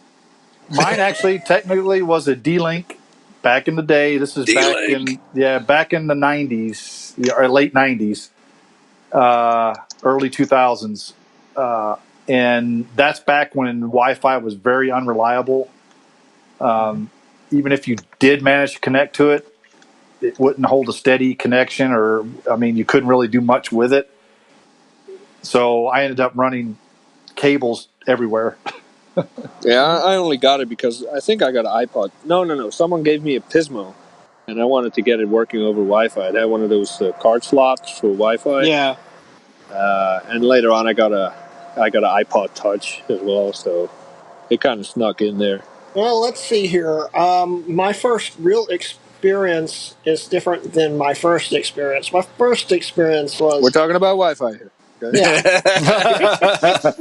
You're funny. But first my first unprotected experience, the first time I ever had a Wi-Fi router, it was either a D-Link or a Belkin. This was probably about 2002 or 2003, and I had no clue how to use it, and I used dial-up, so I basically just kind of gave it away. It's the best thing you could do with a D-Link. Yeah, and then in around 2005-ish, we finally got high-speed internet, which was like a 3 megabit per second cable connection. You know, and we had the top of the line WRT wireless B router. Oh, those things were awesome and built like tanks. My uncle still uses that to this day, running DDWRT on it. I got a few in the basement. I refused to give them away because of that custom software you could put on. Seriously? Yeah, DDWRT. The blue and gray ones? Yeah.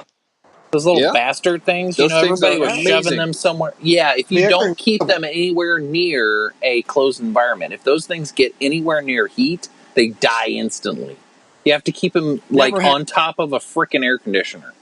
My problem was the ones that came out after them without the antennas, the little black round ones. Oh, yeah. In fact, my friend suck so hard. My friend has one of the classic ones, and he modded it and actually put a heat sink on the processor. Look at Grudy's mod. Oh, there you go. I like that. Yeah, this is one of them. This was the first wireless in router I ever had, and it kept overheating so bad I had to shut off the 5 gigahertz fan as it was getting too hot. Jeez. Those things suck in every way imaginable. Yeah. I had the first wireless experience I remember was 1 year I got an airport original card for my clamshell key lime special edition iBook, and to save costs I got a Netgear 802.11b router, which I still have somewhere. And it actually, worked well. It was 10 megabits per second tops, and but it was wireless, so it was really cool. I was the only device in the house using it, so it was reserved. The wireless band was completely reserved for me. And after that, I think we got the blue and black Linksys that we ended up using for a long time until I think it overheated one day, and then we got some other device. But that was the experience I remember having with that. I thought Wi-Fi was so cool. My friend at the time in high school was obsessed with Wi-Fi, and he rigged up some old router to a satellite dish, like a DirecTV satellite dish.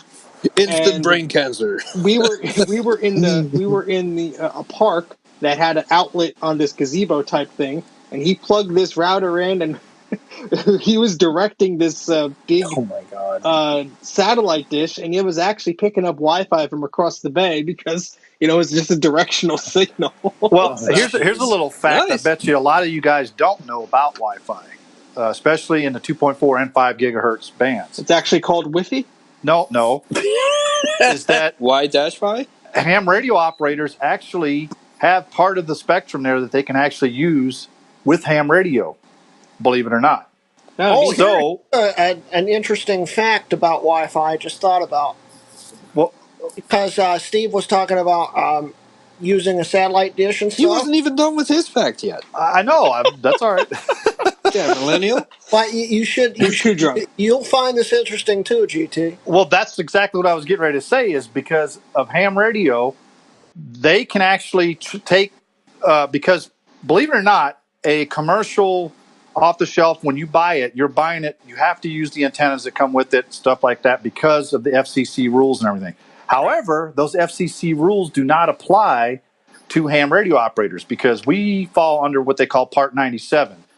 The Wi-Fi stuff that consumers buy falls under Part 95, which is a different rule set. The ham radio version, however, we can actually open them up. We can put external. You're so special, don't you? No, we can legally put external antennas on it. Now, here's the thing, though, is that we have to actually put our call sign out every 10 minutes in order to do that.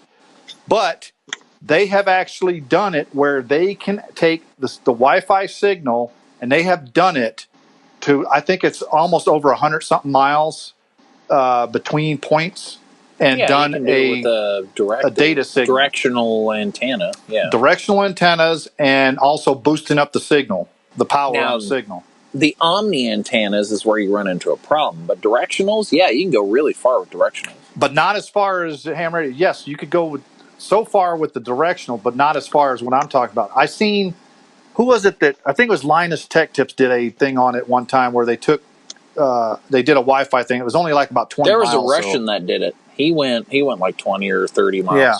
But they sell a commercial one that can do that, but they're not boosting the power up any, because legally you can't boost the power. Yeah, you the ham radio 6 decibels. No. I'm talking about boosting the power up. The only thing the antenna's doing is actually concentrating all your power in one direction. Okay, but it's the same amount of power that's actually going to the actual feed point. Okay, yeah, they're definitely going to like this then. Yeah, but the ham radio operators can actually amplify that power into a directional antenna and actually go even further than 20 miles, is what I'm trying to say. You're so special. I'm just joking with you. Well, what about you, Rocky? What was your first one? Well, yeah, I was going to say, I'm the last one on the list, but mine was kind of uneventful. I was in college. The year was 2000. I had a compact laptop. We're talking about Wi-Fi, remember? Yeah, that was it. No. But,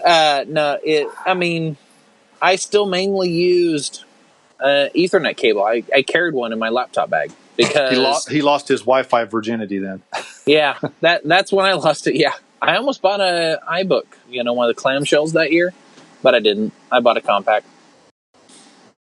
Well, you guys are going to like this. One of the guys I went to high school with, one of my best friends from high school, Alan Pack, he has a company called Pack IT in West Virginia, and I remember back in high school, he used to have this router. It was a blue WRT mounted in a Tupperware box outside on his roof, connected to a satellite dish, and it broadcasted like 7 miles away to his fire department for internet.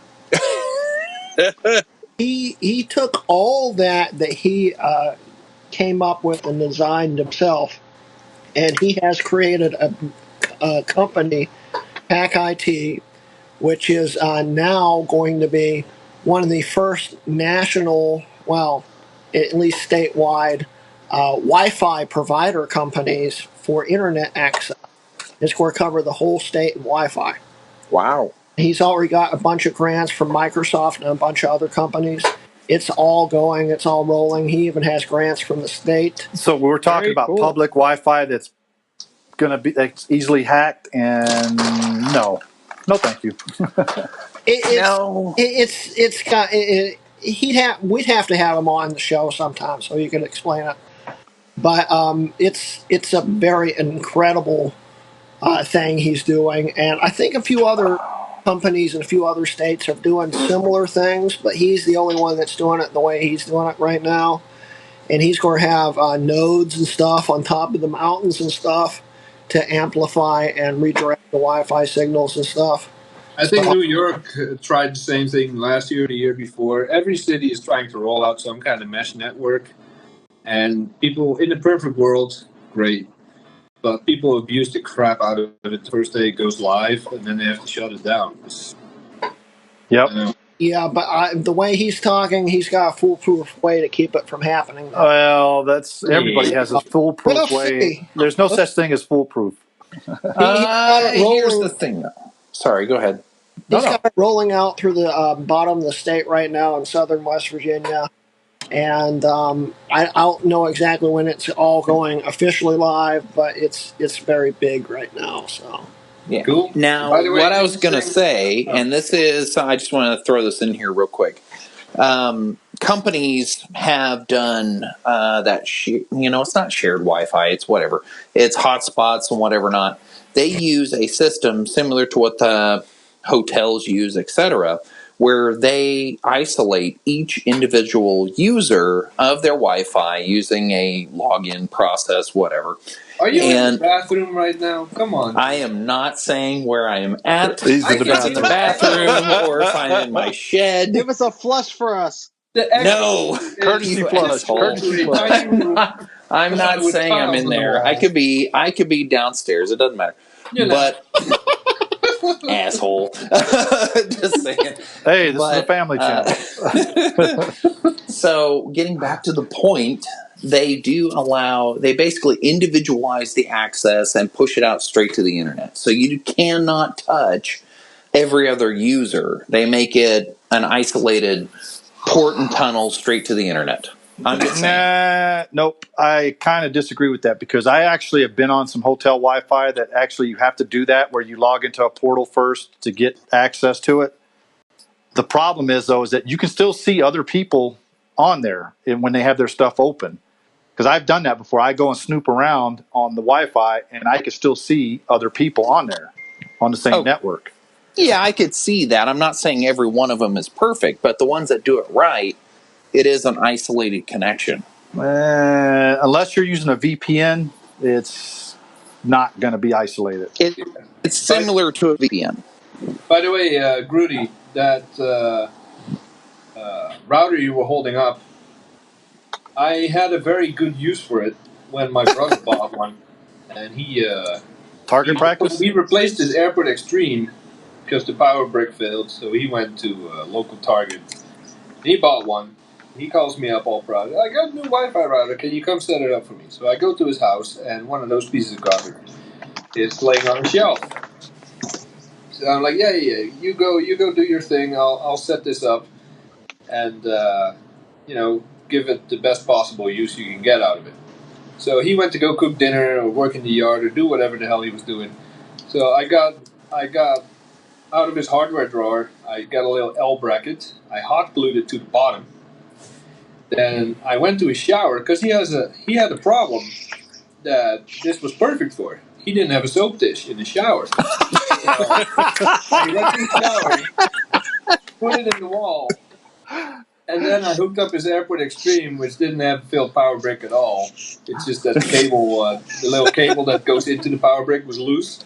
So I connected that back, set him up on Wi-Fi, and it took him, I think, about 3 days to figure out because he went out of town for the weekend. It could have been. I was going to say he didn't take a shower for 3 days. No, he went out of town, and he came back, and he was using Wi-Fi. He's like, oh, yeah. All right, I'll talk to you tomorrow. And 10 minutes later, the phone rings. You motherfucker. What did you do? I couldn't understand this. He said, this is for you buying hardware without talking to me first. But hey, you got a soap dish. And he's still using it. That's a soap dish. Lesson learned. Oh, that's funny. Let's see. All right, guys, we need to get some of the stuff that we tried to do last week out. I know this is impromptu, do whatever we want tonight, but we got some stuff we need to get out that we tried to. Yeah, we're going to. Well, you can still talk about this too because it's still going to generate some buzz here. First thing in the news, Apple drops $99 data migration fee for new Macs and repairs, but you should back up your stuff on your own anyways. Mm-hmm. Yeah. So anybody got any thoughts on that? I remember last time I went to the Apple store, they actually, I remember them telling me if I didn't back up, they could do it for me, but it would be like a $50 charge or $100 charge. But this was years ago, so I was surprised that they still kept that around. Well, the question I have for everybody watching our channel, who would ever use that?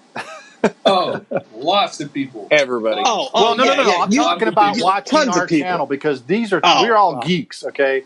We're going to back up before we go do anything like that. And it's funny because you mentioned that when me and my wife went and got our phones last week, she hadn't backed up her iPhone in I guess a year or so. That's on you.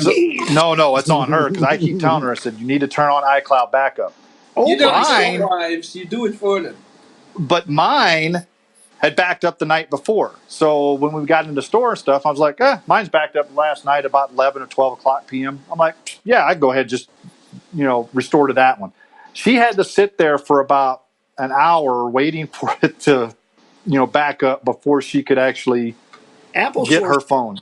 Sucks. Well, this wasn't the Apple store. This is a Sprint store, so it's pretty much the same. Probably even worse. No, it's worse. No, people use that, but and all they do still today is they take this little Belkin adapter to connect the two computers together, and they migrate everything. Yep. And that's all they do. And they charge $99. Nobody is babysitting it. They just plug it in, set it up, and walk away. It's always been a scam. It's always been a ripoff. And at Apple, they did away with that. I think it's fine for individuals who aren't like us, who don't know what the heck they're doing. No. No, listen, let me finish. So you have someone who's, maybe not so tech savvy. They bring their laptop into Apple and, the screen's broken or something. They have no idea how to get their data off of that machine. So if they go in and let's say they buy a new computer and Apple provides that service for them for free to their new computer, I don't think that's a bad thing. Should that person have been backing up their machine all along? Of course they should. But, you're spending enough money on a new Mac anyway. They should do that service for free. I agree with you, Steve. I totally agree with Steve on that as well. When people buy a new computer, they always get the option to data migration, $100. And even if they raise half an eyebrow, it's like, but you just spent $2,000 with us. We'll do it for free. But who brings their old computer into an Apple store when they buy a new one? Everybody. Let's say this: if it's being repaired, they got you, by the cojones right there. They True. You don't know how to fix the machine. You're just a standard guy there, and they say, it's really damaged. Here's the thing with these newer Macs now that came out without the data port connector on there, like they had before, where they could extract the data off of a soldered on, SSD. How are you going to do that? Yeah, that's a good point. Yeah, you're SOL. Unless you've been backing up, you're. Now I want to make this known. I just want to make this known, coming from a classical perspective. I didn't work for an Apple store. That's Jay's experience. I worked for an Apple authorized service provider, and I was certified. Anytime a customer brought in a machine to be worked on, the first thing I did is I either pulled that hard drive out and cloned it, or if the machine was functional enough, I cloned the machine to an external. And then what I did to it is after I verified that drive clone was functional and good, then I started working on it. Because the first thing that I would do after I reloaded it, got it all set up, got everything fixed, is I would restore everything with a fresh image of, Mac OS. I'd install Mac OS fresh, and then I'd restore everything. And what are we looking at there, Jay? I was waiting for Rocky to finish, but this is how you securely wipe a broken MacBook. You have to rip the NAND off the board and crush it. Looks delicious. And because that data port that Greg just mentioned is no longer there, if you don't have backup, you got nothing. Exactly, because they won't even be able to get up unless you take it to a place like iPad Rehab or something like that can actually repair it to a point where they can get the data off, and then you buy a new one. Well, is the memory on there? Is there another chip on that board that encrypts it? So even if you swap well, that's not like, for instance, the one I have has a SSD. I think the SSD soldered on. It doesn't have, because it's a 2017 MacBook Pro. Right. So they don't have the little port anymore or anything like that. So you can't even just take the SSD out and plug it into another one. If you ever watch some of Louis Rossman's videos, he's actually complained a lot about that, and he's correct in his assumptions on that is a bad design. Why can't they just put an M2, drive in there or something? Because they're flat enough. I mean, it's not like you're adding extra, space because in there. Apple doesn't make that much of a profit if that memory is on a slot that you could upgrade at any time. Yes. Well, no. I'm not talking about that. I'm talking about if you have to go and buy a new one because let's say the MacBook breaks completely, but that drive, you could just plug it out, take it and put it in a new one. How hard is Apple that? doesn't care. They want you to pay for iCloud for Exactly. the entire hard drive. That was the and they want you to buy a Mac if your hard drive dies.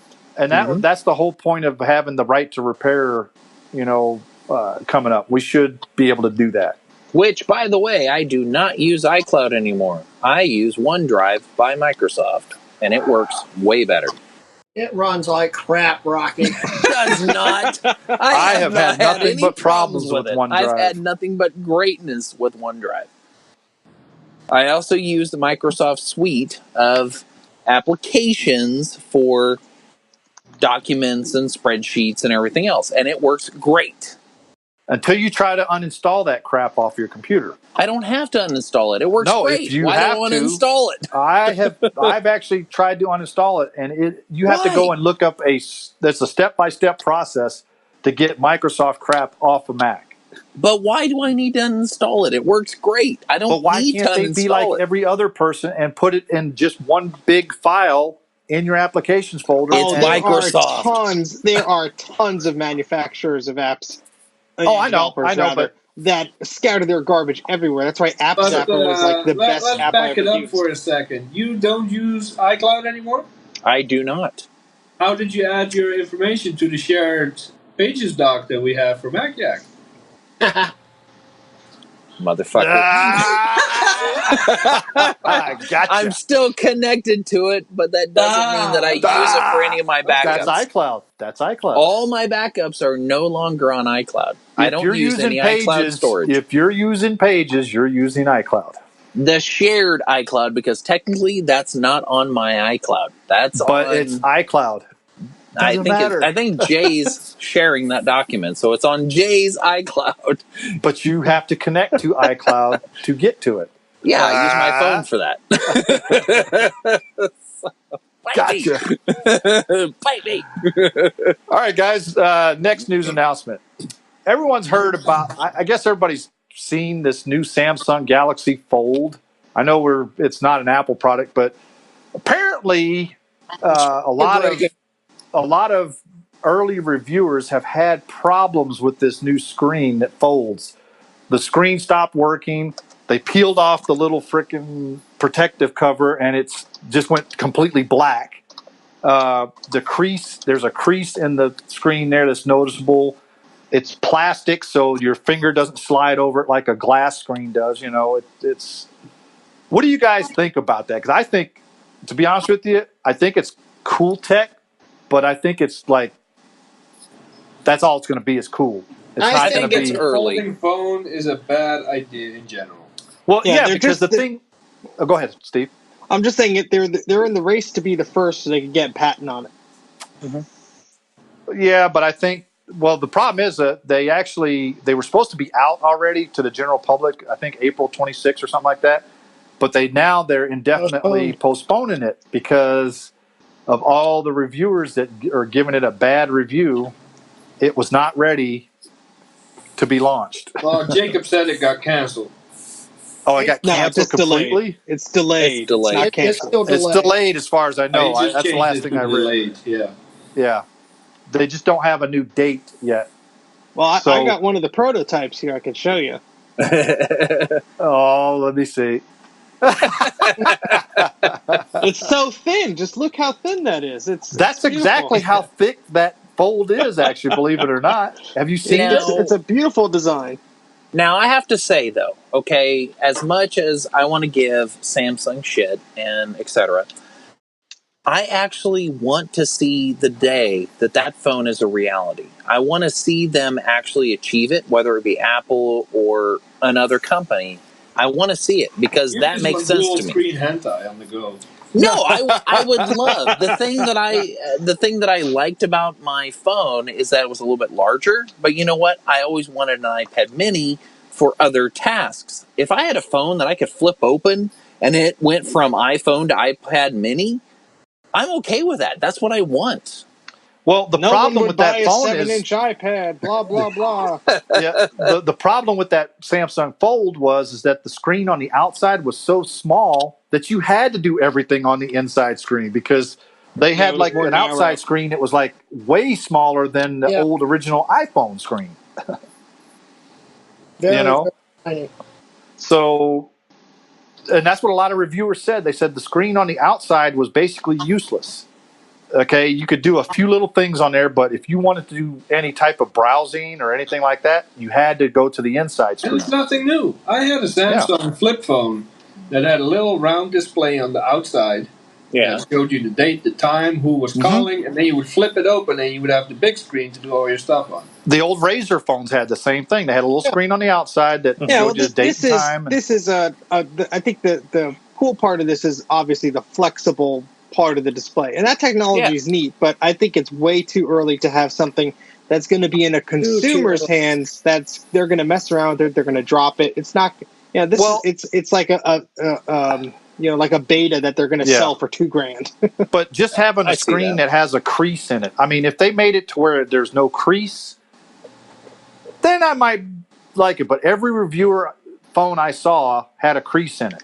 Yeah. And nasty crease. Yeah, it was bad too. I mean, it wasn't just, a regular fold. I mean, they need to figure a way that it bends when it's folded, but it's not creased. You know what I'm saying? Well, they figured that out. I think Nokia came out with it, but they didn't release it to the public. And it actually folds the opposite way. Instead of folding on itself, it folds the opposite way to keep the screen bent on the other side. Because technically, you could actually take the screen out of anything. Yeah, your connection's bad there, Rocky. You're starting to... You sounded fine to me. Yeah, he sounded great. But I think the way that did it, that Chinese company that's spying on people. There you go. Well, it's true. They are. All right, Rock, yeah. You're starting to become a question mark on mine. You're the only one that's doing that right now. Let me drop out and come back. I'll be right back. Sorry. No problem. But as far as folding screens, I mean, flexible displays are cool. To be honest with you, I think it's cool tech. And yeah, definitely. I think is that better? Yes, much better. Okay.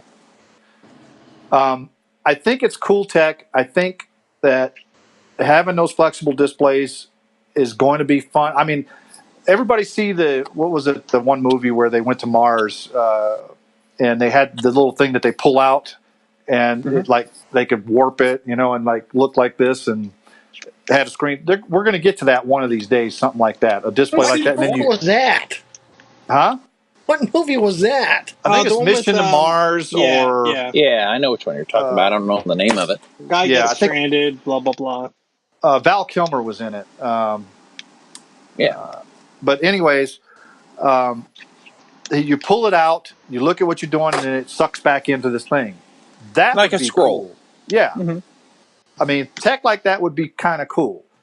Or even having something that has like a holographic projector or something like that, which I know we're nowhere near being that anytime soon. I think Nokia is going to be the first to come out with a flexible screen phone because they've been working on for the last 5 years now, a phone that goes on your wrist, and they've had it in prototype stage for a long time. It's just a matter of getting it in a stage that makes it a usable phone for consumers. Yeah. Yeah, well, if you have a wire running from your wrist all the way to your butt, that's where you can put the battery, keep yourself warm. Yeah, just like that Sony wristwatch that they had in the 80s. The, what was it, the Watchman? No, I think you're right. Thing that was about like this huge and gave you wrist cancer. And it ran a wire down your arm and down into your pocket. So the tuner, yeah. I love that. I remember that actually, Greg. Yeah. Yeah, it's like It's like that Sony Watchman CRT TV. I did a video of just glue that onto your hand. And there you go. There you go. Speaking of that, Steve, did you ever do the coaxial test with the plugging it into a coaxial cable? I did. The interference was still there, but it was interesting that actually worked. Cool. All right, next news topic. Apple could bring mouse support to iPad and other iOS devices in iOS 13. Any thoughts on that? To me, honest. I already had it when the jailbreaks were out back in the day. I had it back in like iPhone OS 3. To be honest with you, anything with a touch screen, having mouse support is stupid. Yeah, it's really. I don't agree. Think of it this way. It was a neat novelty. Yeah. Think of it this way. Not everybody has the ability to use their hands and arms in a natural way. If there was some sort of they're going to be able to use a mouse. Then they should buy an iPad. Somebody let me finish for once. Jeez. So if there's a way, whether it be a mouse or another type of an input device that can connect via Bluetooth, because we're talking about OS support for cursors. We're not talking about just a mouse. We're talking about operating system support in iOS for different cursors and things like that. Why not add the ability in there to do it? It's an option. Mm-hmm. You don't have to use it. Make it an accessibility option, just like VoiceOver was. If you don't use it, then who cares about it? But hey, I'm all for it. If you want iOS to be more powerful, and maybe I can't really see the use for using a cursor if you're fine and you're just tapping around and stuff like that. But if you have a disability or something, or if there's some way that a cursor support lets you use the device better, I say why the heck not? I mean, if there's a use for it, do it. I can't think of like a awesome use case for why it needs to happen. But for an iOS I'm all device, for supporting it. I think the disability angle is nonsense, though, because if you have a disability that prevents you from using a touchscreen, you buy a damn computer. You don't go out and buy an iPad. Well, but now to expand upon what Steve was saying, because here we go. Steve has the right idea with I agree with the accessibility option, but here's my use case. I've actually pulled out a Bluetooth keyboard. I have it right here. And I've tried to use it on my iPhone. It works.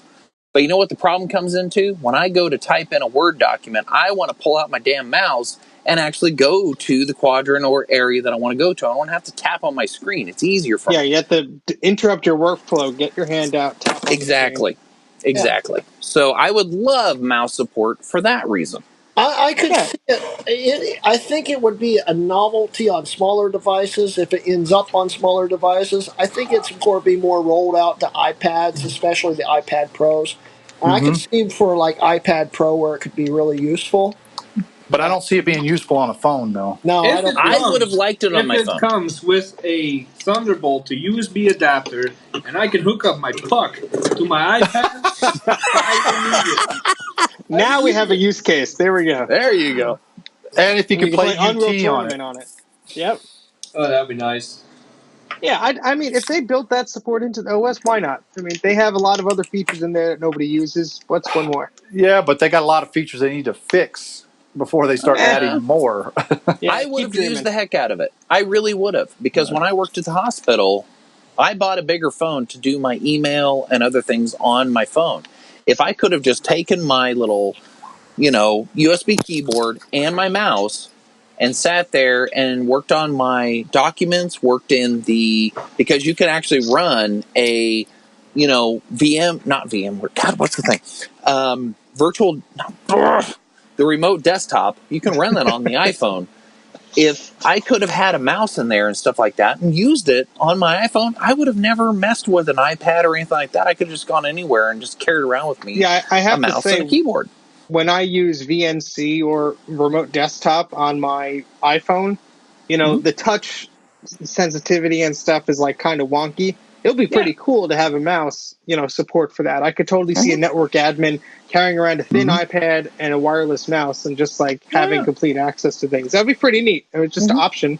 Nobody has to use it, but build this support. Speaking of making operating systems better, there is talk that 10.15 is going to have API access for developers so that, for example, a company like NVIDIA can say, we will write our own drivers.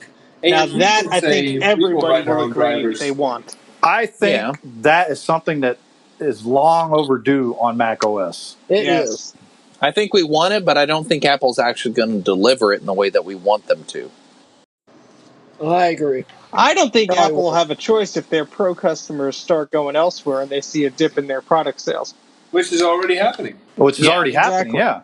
It's been happening for since 2014? Oh, Since give them one more reason Mac to Pro's wake up been and smell the outdated. coffee. But here's the problem, though, is that their iPhone business is also declining, which is what was making up a lot of their lost Mac sales. So now you have both divisions falling. You got to do something to prop them both up. I mean, well, when you charge $1,400 for an iPhone or $1,200, you're not going to sell very many. I mean, common sense. Not just that. iOS 12 runs like a freaking boss, and even an iPhone 6. Why would people upgrade? Exactly. Also, the fact is that we were talking about that Samsung Fold. Do you want to know how much the base price on that was? $2,000. No, $2,400. Not close enough. Yes, that was the base price. Ouch. And someone will pay it too. You really can't say that Apple has a premium price when they come out with something that's almost $2,500. You know, that doesn't surprise me. They Samsung's been keeping pace with them. Unfortunately, Apple leads the way in good decisions and bad ones. Apple says, "Here's the latest phone."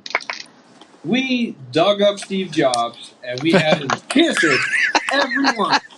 We hung him over the assembly line and we just dropped him on every phone that came out. This new phone will be $5,000. You're welcome. welcome. Will pre-order it. People will actually buy it. And other companies are like, why are we charging $200 for a phone? Just crank it up. Exactly. But getting back to the API access, I think that is something that they need to do in order to get people back. Because the problem is you can't write drivers or you can't write specific programs without having that API access. That's the reason why Windows is so popular. It's not true. They can write it, but you have to circumvent it if you want it to run in macOS. And when you circumvent stuff like that, it runs like crap. Sometimes. Hey, I just want that USB-C connector on my new iPad to plug into an external GPU. And what's the problem with that? There you go. I like that idea. The thing is, right now, you need a developer ID to release your apps and your software, but you can circumvent it on the Mac. Yes. As of the next operating system, I think they call it notarization. They take the Apple ID or the developer ID even further to lock it all down. And there's not going to be a bypass option anymore that says open stuff from anywhere. If an app is not notarized, it's not running. So we can thank Facebook. You can give the API access, but if NVIDIA doesn't have the proper notarization on their driver, it's still not going to work. Exactly. And I think that's a bad thing. I think that's what's killing Apple right now is that they need to face the music, you might want to say, and say, we need to start letting these developers have a little bit more freedom than what we are giving them. You know, they won't have to, or they will probably really start losing people. Exactly, like they did in the 90s. Well, to be honest with you, I think that's one of the biggest reasons why is because they were such a closed ecosystem. Yep. And even though they let the OS out and made clones and stuff, it was still pretty closed ecosystem. Mm-hmm. Okay. And when Steve Jobs came back and reined that back in, of course, because he came back and made, the multicolored, iMacs and everything, and they started booming sales, and then the iPod comes out and saved. Pretty much the iPod, I think, is what saved the company. I don't think it was the Mac, to be honest with you. It was more the iPod. iPod had a huge chunk. I could see the I could see the argument for that. I hear what you're saying, Greg. I'm not saying that's not true, but I want everybody to. No.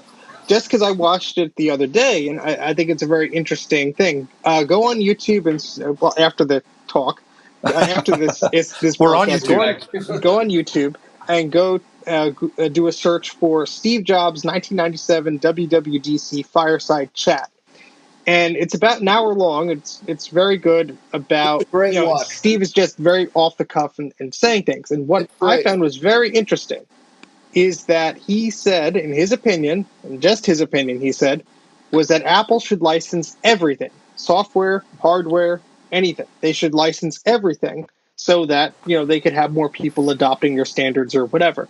very interesting that, once he was part of the company as, the full CEO again, that put the kibosh on that, because obviously they probably wouldn't be as profitable if they let everyone use everything. But so that takes an hour? What'd you say? That video is an hour? Who in It's their about right an hour mind long, is going to yeah. sit on YouTube to watch a random dudes talk for an hour? Well, they're watching us for 2 hours. We're special. Speaking of which, guys, we're about at our end point here. So, unless you guys got any other questions for us tonight, I think our impromptu no topic went pretty good tonight. Yeah. Mm-hmm. Yeah. I'd agree. This is just literally what we do on a regular weeknight when we're just bullshitting around. While we play UT. Well, yeah, but we're a little bit more colorful language than what we are here. Let's do a vote on YouTube chat. Who thinks we should do a MacYak episode where we're all playing UT and trying to keep a conversation on topic at the same time? I am down for that. We're going to have to basically put the adult-only filter on the YouTube channel for that one. That's the special edition that we have to do. What do you guys think in the chat? I like that idea. I think that would be fun. I think that would be a lot of fun. You'll get some colorful language. That's for sure. See how long we can go without making it adult content. That would be like about 2 seconds, especially as soon as Jay starts killing us in training day. Yeah, there you go. Well, just his name alone would do it for us, probably. Yeah. I don't have to try really hard here in MacYak because, actually, I'm down for UT later on tonight. I am too. I'm up for it. I might be up for it. In regular conversation, I don't curse that much, but during UT, that's all I do, and it's not on purpose. Especially when you get a rocket to your face. It's gonna be tricky, man. You guys have not seen Jay when we have these FaceTime group conversations off air. I'm not that bad. Especially when he sees a big coyote like he did last night or the night before? Dude, that was not a coyote, man. That was some kind of Greek mythology, half horse, half man, centaur, minotaur, whatever you call it. That was not a coyote. Yeah. Ghost that was something straight out of Jurassic Park. So, guys, basically, I think we're at the very end of our discussion here. So we will probably, some of us might be on Discord later on. So if you want, come out and hang out with us on Discord. Sometimes we're there, sometimes we're not. You can actually talk to us on voice there. You can send questions in. Make sure you like and subscribe to this channel. Make sure you hit that little bell icon so you know that when we're coming live again. We usually go live about 5 minutes before the show, so you can watch Jay's little awesome loading bar screen. Yeah. So heck yeah. He spent about like a total of 5 minutes working on that, getting it ready. Check out the description info and links. I don't think we're going to have many links in there except for our personal page links tonight, because basically it was a random discussion tonight, and I'd have to sit there and rewatch, and I don't want to do that again. By the way, you're welcome, Greg. I made a template so that every new video you start automatically has all those links in it. There you go. Wasn't that thoughtful? Well, I already did that because I just copy the old template when I start over, and it automatically throws them in there. So you didn't have to do that, actually. So, I don't know. It's 10 o'clock Eastern right now. I am going to propose a game of UT at midnight, 2 hours from now. Oh, I'll be asleep. I won't be able to make it at midnight. Oh, God, I'm stuck in the chat with a bunch of old timers. Come on. I've got work tomorrow. I'm okay with doing it right after this, and we can use Vent. Yeah, 10:30 p.m. What is it? Our new one, Discord. What about just Discord for chat? 11 o'clock, 1 hour from now. All right, I'm okay with that. I'm good with 1 hour from now. All right. So we'll see you guys. If you're going to want to play with us, we'll be on there. If not, we'll catch you guys later. And have a good one. Thanks for hanging out, folks. Yeah, thanks for hanging out with us, and we'll be back again next week. See you in a week. You. Bye.